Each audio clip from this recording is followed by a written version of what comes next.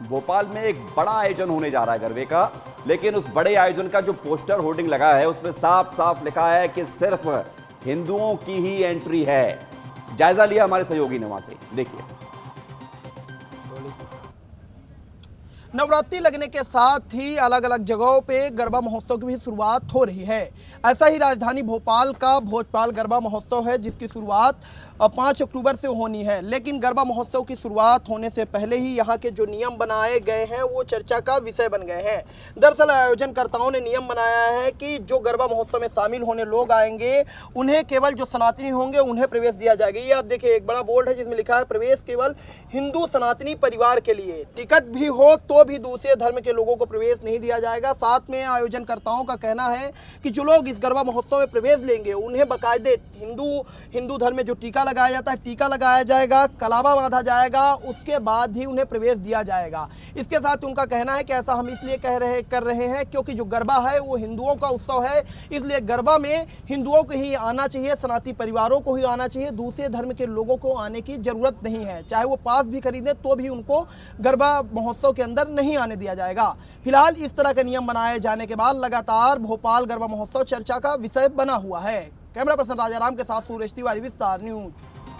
जबलपुर से भी तस्वीर सामने आई है। यहां पर हिंदू सेवा परिषद ने एक पोस्टर लगा दिया और पोस्टर में क्या है, पोस्टर में शर्तें लागू कर दी हैं कि अगर गरबे में आना है तो आपको नियम कानून को फॉलो करना है। मंदिरों में आने के लिए भी कई सारे नियम बना दिए हैं। तस्वीर आपको देख रहे होंगे आप। इन तस्वीरों में आप देखिए जहां पर तमाम शर्तें हैं।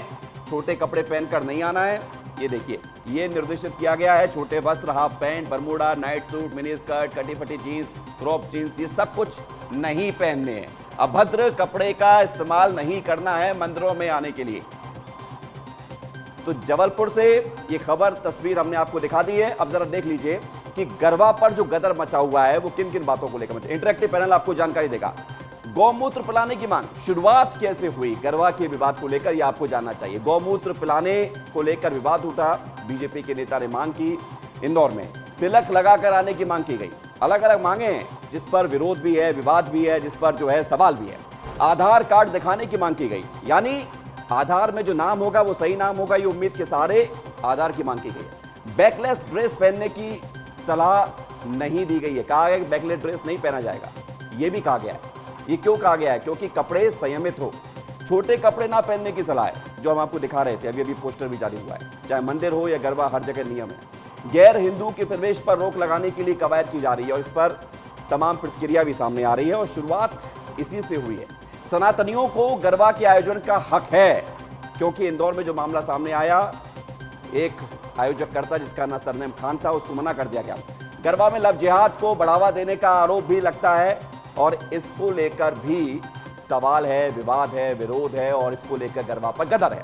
आइए जरा जानने की कोशिश करते हैं। हमारे साथ हमारे दो सहयोगी जुड़ रहे हैं इस वक्त। जबलपुर से हमारे साथ दुर्गेश साहू जुड़ रहे हैं और इंदौर से हमारे साथ पुनीत विजयवर्गीय जुड़ रहे हैं। शुरुआत लेकिन दुर्गेश आपसे करेंगे। दुर्गेश जरा बताइए, गरबा को लेकर जो हम पूरे मध्य प्रदेश हो या देश के तमाम कोनों पर जो विवादों की स्थिति दिख रही है, जबलपुर का माहौल क्या है और आप कहां पर मौजूद है और वहां से क्या तस्वीरें हैं?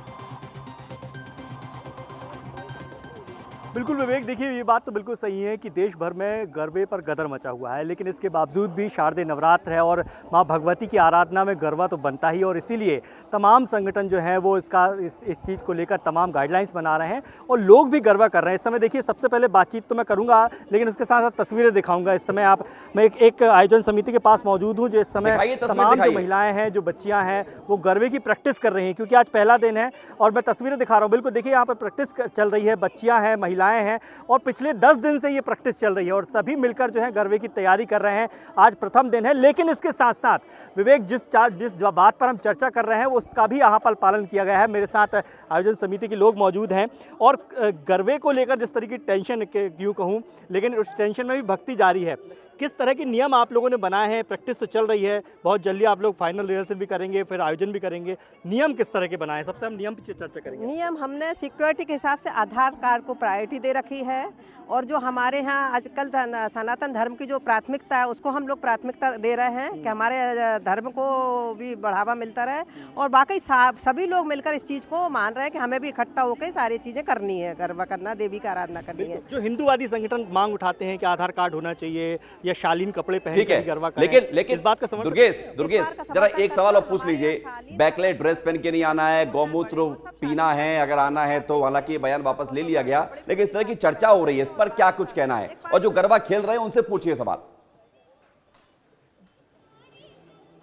बिल्कुल विवेक, देखिए ये बात जो मैं आपसे सवाल दोहराता हूँ कि बैकलेस ड्रेस पहन के नहीं आना है, छोटे कपड़े पहन के नहीं आना है, ये चीज़ों का भी ध्यान रखा जा रहा है कि? बिल्कुल 110% रखा जा रहा है कि जो घूमर की एक ड्रेस है, गरबे की जो ड्रेस है, उसी ड्रेसअप में, उसी ज्वेलरी में सब लोग आएंगे। ये हम लोगों का भी, आयोजकों का भी कहना है कि अपन को शालीनता के कपड़े शालीनता से रहना है। जबलपुर से आयोजनकर्ता बता रहे हैं। इंदौर की तरफ रुख करते हैं। पुनीत बताइए, इंदौर में तो बाकायदा एक गरबा का आयोजन हो रहा था कई सालों से, उसको रोक दिया गया इसलिए क्योंकि आयोजनकर्ता के सरनेम में खान था।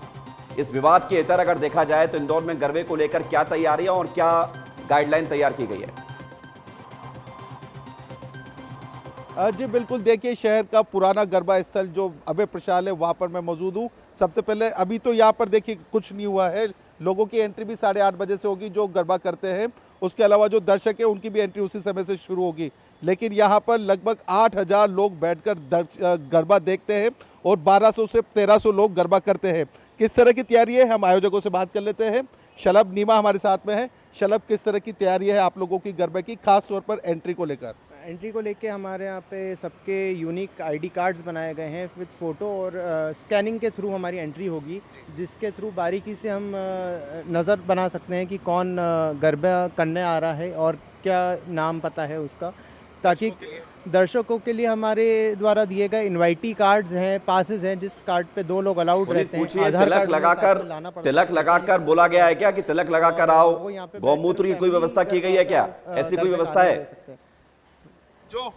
जो दर्शक आएंगे क्या उनके लिए नियम है कि उनको तिलक लगा कर आना है, या आप लोग तिलक लगाएंगे, या गौमूत्र की जो बात हमारे जिला अध्यक्ष ने की थी चिंटू वर्मा जी ने? नहीं, ऐसा कुछ भी नहीं है, बट हाँ, हम आधार कार्ड का एक रेफरेंस हम ले रहे हैं कि वो पारंपरिक तरीके से और पारंपरिक लोग ही आए देखने। ठीक है, बहुत शुक्रिया आपका, समय कम है। पुनीत, बहुत बहुत धन्यवाद पुनीत और दुर्गेश हमारे साथ जुड़ने के लिए, तमाम जानकारी के लिए। तो ये गरबे को लेकर जो तैयारियां हैं और जो गाइडलाइन है ये हमने आपको बताई है 2 बड़े शहरों से मध्य प्रदेश की।